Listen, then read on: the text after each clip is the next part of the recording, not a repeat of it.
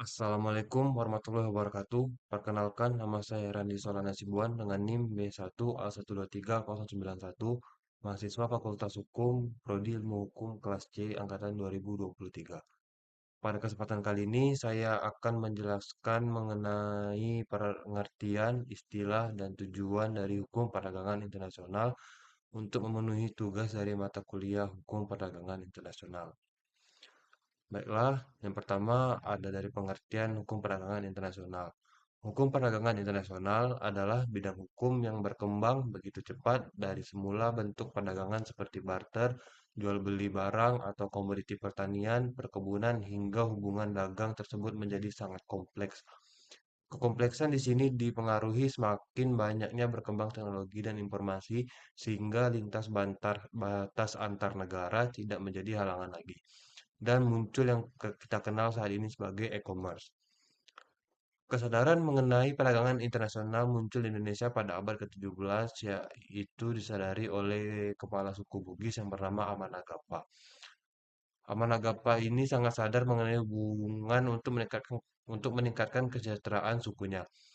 Amanagapa, sang kepala suku ini tadi kemudian melakukan pelayaran dan berdagang dari Makassar hingga ke Semenanjung Malaya yang kita kenal saat ini sebagai Malaysia dan Singapura.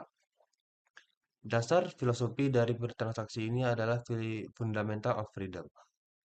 Dengan fundamental of freedom ini, semua orang memiliki kebebasan untuk berdagang, di mana kebebasan tersebut tidak boleh dibatasi oleh agama, suku, kepercayaan, sistematika hukum, dan hal-hal lainnya.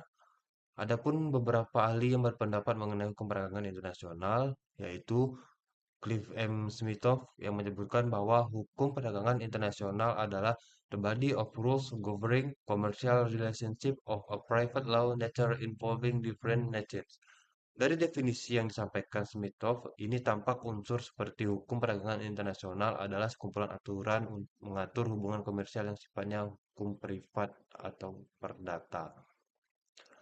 Dan ada pula ahli lain yang berpendapat mengenai hukum perdagangan internasional yaitu Samson. Samson menyebutkan bahwa hukum perdagangan internasional dapat didefinisikan sebagai regulasi perilaku pihak-pihak yang terlibat dalam pertukaran barang, jasa, dan teknologi antar negara. Samson membagi hukum ini menjadi hukum perdagangan internasional publik atau mengatur perilaku dagang antar negara dan hukum perdagangan internasional privat atau mengatur hukum perilaku dagang individu di negara yang berbeda. Adapun Rafiqul Islam menyebutkan juga mengenai hukum perdagangan internasional adalah hukum perdagangan dan keuangan sebagai suatu kumpulan aturan, prinsip, norma, dan praktik yang menciptakan suatu pengaturan untuk transaksi-transaksi perdagangan transaksional dan sistem pembayarannya yang memiliki dampak terhadap perilaku komersial lembaga-lembaga perdagangan. Selanjutnya, ada istilah di dalam hukum perdagangan internasional.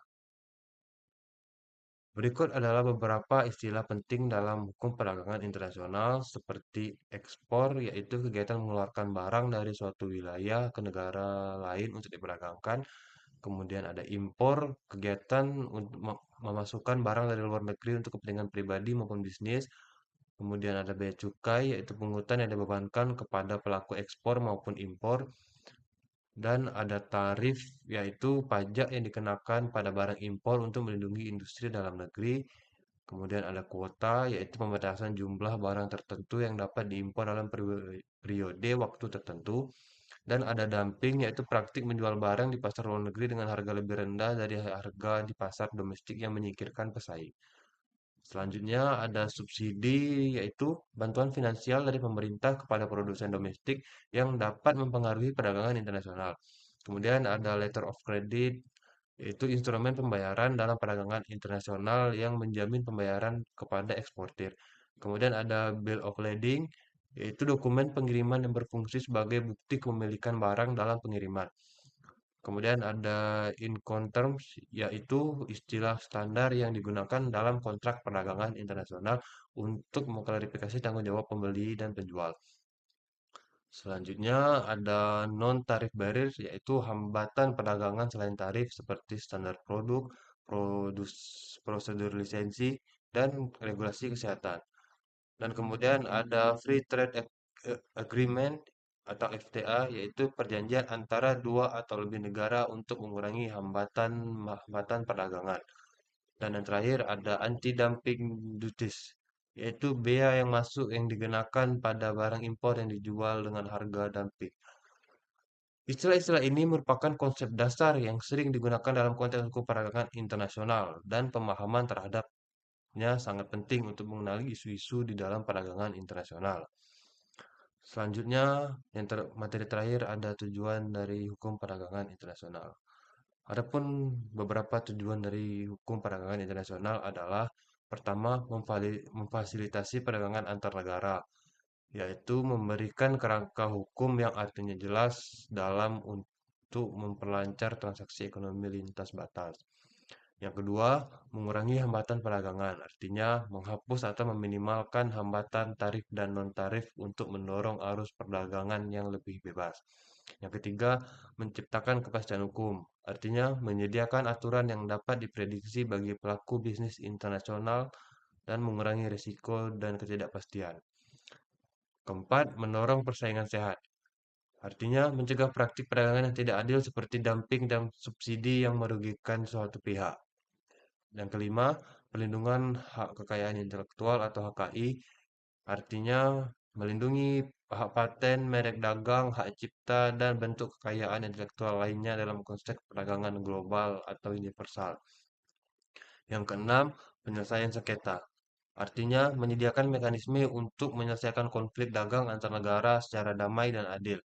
Ketujuh, mendorong pembangunan ekonomi. Maksudnya adalah membantu negara-negara berkembang untuk terintegrasi ke dalam sistem perdagangan global dan meningkatkan kesejahteraan ekonomi. Kelapan, atau yang terakhir, menjaga keberlanjutan, yaitu memastikan bahwa perdagangan internasional tidak mengorbankan standar lingkungan, ketenagakerjaan, dan hak asasi manusia atau HAM. Itulah tujuan-tujuan dari hukum perdagangan internasional. Melalui tujuan-tujuan ini, hukum perdagangan internasional berupaya untuk menciptakan sistem perdagangan global yang lebih terbuka, adil, dan menguntungkan bagi semua pihak yang terlibat. Baiklah, mungkin itu saja penjelasan dari saya mengenai materi RPS kedua tentang pengertian istilah dan tujuan dari hukum perdagangan internasional itu sendiri. Mungkin lebih kurang saya mohon maaf. Saya akhiri. Wassalamualaikum warahmatullahi wabarakatuh.